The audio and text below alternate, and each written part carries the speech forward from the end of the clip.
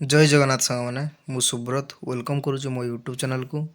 तो आपण जो मयूरभंज होम कार्ड एग्जाम होता तो तार रिजल्ट आपण मैंने जानी फेब्रुआरी लास्ट वीक सुधा आपण रिजल्ट आसीज। तो आपण मैंने रिजल्ट आसी सारापर आपर आउ अधिक टाइम रही हाथ में। तो आपण मैंने आज viva test skill test practice कर दिंतु जुस दुए कहीं आपण मानकर आउ अधिक हाथ में टाइम नहीं। तो से आज आपण मु 30टी बछा बछा इंपोर्टाट क्वेश्चन नहीं आसी जहाँकि भाइबा टेस्ट आसीपे।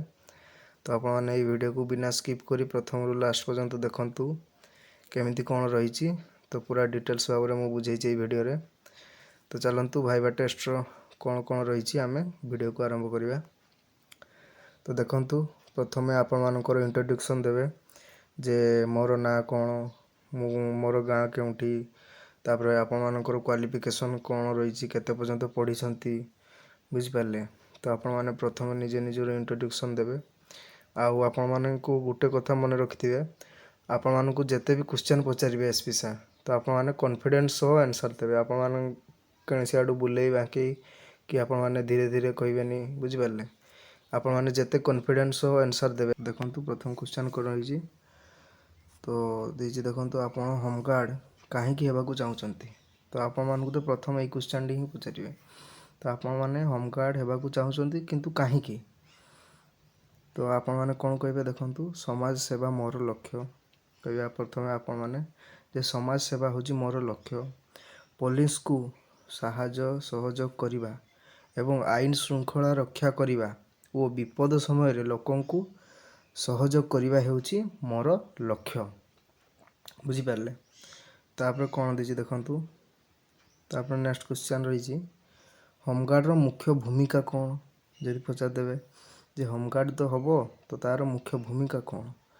तो आपण मैंने कौन कहे ना पुलिस को साहाय्य सहयोग करवा ट्रैफिक नियंत्रण करवा भिड़ होते कौन सी ताकू नियंत्रण करवा एवं प्राकृतिक विपद रे सहायता करवा और समाज सेवा करवा कि माने आमर समाज को सचेतन करवा है।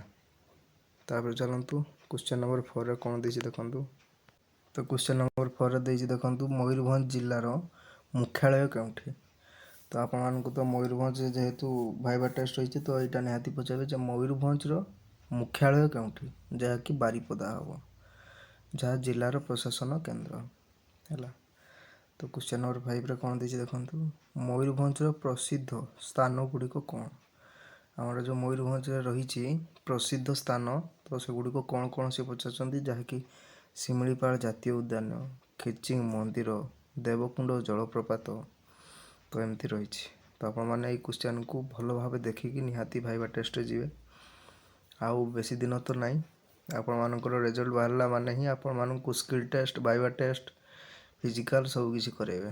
तो चलतु नेक्स्ट क्वेश्चन को जावा क्वेश्चन नंबर 6। क्वेश्चन नंबर 6 रे कौन दीजिए देखंतु आपातकालीन नंबर जहाँकि 112। तो पुलिस जो आपातकालीन नंबर रही है हूँ 112। तब देखो क्वेश्चन नंबर 7 होमगार्ड व्यवस्था केबे आरंभ है। तो आपण जो होमगार्ड व्यवस्था तो केबे आरंभ है सी पचार जहाँकि 1946 मसीह। तो 1946 मसीह होमगार्ड सेवा व्यवस्था आरंभ होता। तो देखो क्वेश्चन नंबर 8 रे कौन देछि। तो क्वेश्चन नंबर 8 दुर्घटना स्थल रे है प्रथम काम कौन जदि आपणकर जेकोसी स्थान रे जदि किसी दुर्घटना हो जाए तो आपण मैंने प्रथमे कौन करेंगे ना आहत लोकों को सहायता करवा। प्रथमे आपण मैंने आहत जो मैंने होते तो तांको सहायता करेंगे है। तो चलतु क्वेश्चन नंबर 9 में कौन दीजिए देखा। क्वेश्चन नंबर 9 भिड़ नियंत्रण केमिति करेंगे है। जदि भिड़ होती कौन सी ट्रैफिक हो कि लोक मानकर गहली हो तो ताकू नियंत्रण केमिति करेंगे ना शांत भाव में शांति भाव में बुझिपारे शांत भाव में नियंत्रण करेंगे। तो क्वेश्चन नंबर 10 देखो कौन दीजिए विपद समय रे आपण कौन करेंगे जदि विपद किसी आसे तो सही समय आपण मैंने कौन करेंगे प्रथम शांत रही लोकों को सुरक्षित स्थान को नेबे आउ सूचना देवे है केमती किस कर केमती ना सब किसी बुझेबे। चलतु क्वेश्चन नंबर 11 कौन दीजिए देखा। क्वेश्चन नंबर 11 ट्रैफिक नियंत्रण केमती करेंगे। तापर आपण जो जदि ट्रैफिक रे रखा जाए तो ट्रैफिक नियंत्रण से केमती करेंगे सेटा भी पचार दे पारती जहाँकि संकेत और नियम अनुसार गाड़ी चालक को नियंत्रण करेंगे। तो आपण मानकर जो ट्रैफिक नियम रही तो ताकू मानी केमिति नियंत्रण करेंगे तो सेमती काम करेंगे आ ट्रैफिक नियंत्रण रे। तो चलतु क्वेश्चन नंबर 12 कौन दे देखु होमगार्ड क्या सहयोग करे। तो आपण मैंने साहाय्य सहयोग जो होमगार्ड करती तो क्या करती पुलिस विभाग को से पुलिस विभाग को होमगार्ड मैंने साहाय्य सहयोग करते। चलतु क्वेश्चन नंबर 30 को जावा। क्वेश्चन नंबर 13 कौन दे देखु आपण जिलार एसपी किए यहीटा निहाती आपण मैंने मन रखिथे आपण जिलार जो एसपी किए किए अच्छा बुझिपारे। तो आपण मैंने जानी आम जो मयूरभंज जिले में एसपी किए अच्छा रे वरुण गुंटीपाली है। वरुण गुंटीपाली आपण मानकर मयूरभंज जिलार एसपी अच्छा बर्तमान। तो यहाँ आपर भेरी भेरी इंपोर्टाट रही नोट करदे आपण मैंने मन रखापी सुविधा हम। तो क्वेश्चन नंबर 40 कौन दे देखु आपण राति ड्यूटी करें कि बास एमती भी किसी क्वेश्चन अच्छी आपको पचारदेवे। तो आपण मैंने राति ड्यूटी करें कि तो आपण मैंने कौन कहे देखु जे हाँ मु दायित्व सह कौन सी समय ड्यूटी करें बुझे आपण मैंने कॉन्फिडेंस सह कहे एमती क्वेश्चन आंसर देवे ताहले जाइए आपण मैंने सिलेक्शन हो पारे। तो जानतु क्वेश्चन नंबर 15 कौन दे देखा देखु कौन दे दलीय काम कहीं आवश्यक। तो दलीय काम से कही कहीं आवश्यक कहीं ना एकाकी तुलन में दल रे काम कले कार्य शीघ्र और सफल होता है। यदि आम दल हो काम करवा एका साथे ताने गोटे काम को आम शीघ्र कर सफल बुझिपारे से दलीय हो काम करवा उचित। तो क्वेश्चन नंबर 16 कौन दे देखु जदि आदेश मिले कौन करें आपने बुझिपारे जदि किसी भी आपण को आदेश मिले तो आपण मैंने कौन करें तो नियम अनुजाई सम्मान सह पालन करेंगे ना कि कहीदेवेनि जे मुझे करदेवी मुझे करदेवी मन इच्छा करदेवी सेमती केवे भी करेंगे। जदि आपण एमती क्वेश्चन पचारा जाए जे जदि आपण आदेश मिले आप कौन करें ताहले आपण मैंने कहे जे नियम अनुजाई जहाँ नियम अच्छी तो ता अनुजाई सम्मान सह पालन करेंगे बुझिपारे। तापर देखो क्वेश्चन नंबर 17 कौन देती तो आप 30 क्वेश्चन जो नहीं आसती तो 30 क्वेश्चन जो आप भेरी भेरी इंपोर्टाट रही।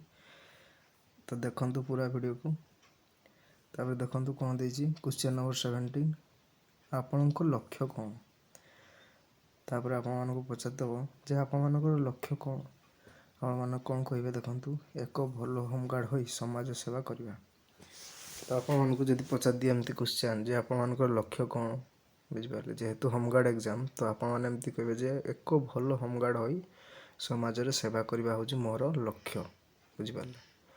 क्वेश्चन नंबर 18 कौन दे देखु दुर्घटना स्थल रे कौन करिया जदि कौन सी दुर्घटना होइछि तो सेठी आप कौन कहे तो भिड़ नियंत्रण करेंगे आहत को सहायता करेंगे प्रथमतः आहत को सहायता करेंगे तापर भिड़ नियंत्रण करेंगे तापर आम्बुलांस डाकिकी एमती काम करेंगे आउ जिते जन आहत होते आम्बुलांस डाकिकी सेवा करेंगे भिड़ नियंत्रण करेंगे है। तो देखु क्वेश्चन नंबर 19 को जावा। क्वेश्चन नंबर 19 कौन दे देखु मयूरभंज एक प्रमुख नदी। तो आप जो मयूरभंज प्रमुख नदी केउंटी से रही पचार जहाँकि कौन हम बुढ़ा बड़क।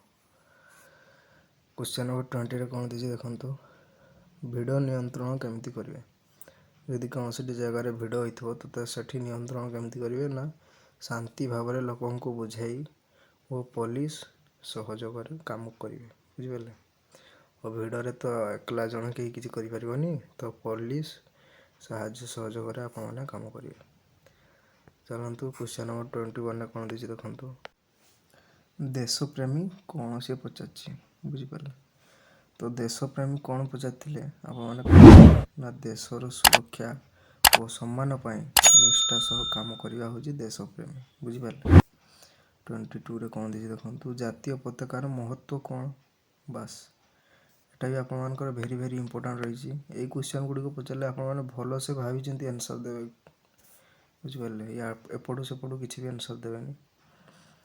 ତ ଆପଣମାନେ ଯଦି ପଚାରି ଦେଇଥିବ ଜାତୀୟ ପତାକାର ମହତ୍ତ୍ୱ କ'ଣ ପଚାରିଥିଲେ, ତ ଆପଣମାନେ କ'ଣ କହିବେ ନା ଦେଶର ଏକତା ଏବଂ ସ୍ୱାଧୀନତାର ପ୍ରତୀକ ହେଉଛି ଜାତୀୟ ପତାକାର ମହତ୍ତ୍ୱ, ବୁଝିପାରିଲେ। ଚାଲନ୍ତୁ ନେକ୍ସଟ କ୍ୱେଶ୍ଚନ୍କୁ ଯିବା। Question number 23। ଆପଣ ଚାପ ତଳେ କାମ କରିପାରିବେ କି? ଚାପ ତଳେ ମାନେ କ'ଣ ଜାଣିଛନ୍ତି? ପ୍ରେସର। ଯଦି ଆପଣମାନଙ୍କୁ ବେଶୀ ପ୍ରେସର ଦେଇ କାମ ଦିଅନ୍ତି ତ ଆପଣମାନେ ସେତେବେଳେ କାମ କରିପାରିବେ ତ? କ'ଣ କହିବେ ସେତେବେଳେ? ଯେ ହଁ ମୁଁ ଶାନ୍ତ ରହି ଚାପ ତଳେ ମଧ୍ୟ କାମ କରିପାରିବି, ବୁଝିପାରିଲେ। ଯେ ମୁଁ ଶାନ୍ତ ରହି ଧୀରେ ରହି, ବୁଝିପାରିଲେ, ତ ଆପଣମାନେ କାମ କରିପାରିବେ। ତ ଚାଲନ୍ତୁ କ୍ୱେଶ୍ଚନ୍ ନମ୍ବର 24ରେ କ'ଣ ଦେଇଛି ଦେଖନ୍ତୁ। ସତ୍ୟନିଷ୍ଠା କାହିଁକି ଦରକାର?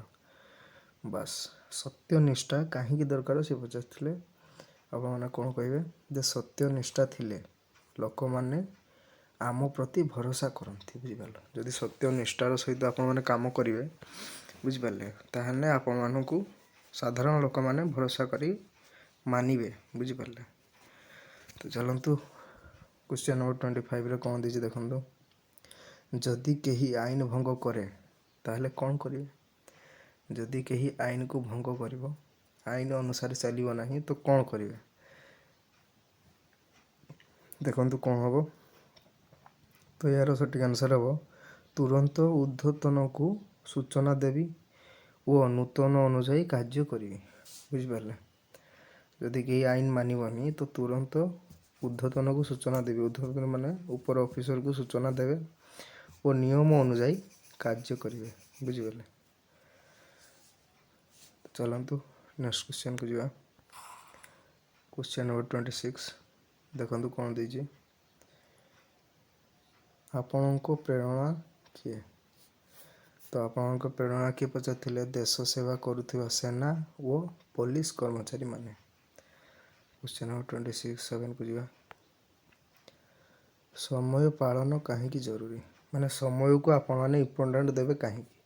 ଯେ ସମୟ କାମ ହେଲେ କାର୍ଯ୍ୟ କୁଶଳତା ବଢ଼େ। ଯଦି ସମୟରେ ଠିକ୍ କାମଟି ହେବ ତାହେଲେ ଯାଇକି କାର୍ଯ୍ୟର କୁଶଳତା ବଢ଼ିପାରିବ। ଦେଖନ୍ତୁ କ୍ୱେଶ୍ଚନ୍ ନମ୍ବର 28 କ'ଣ ଦେଇଛି ଦେଖନ୍ତୁ। ଆପଣ ଶାରୀରିକ ଭାବେ ଫିଟ୍ କି?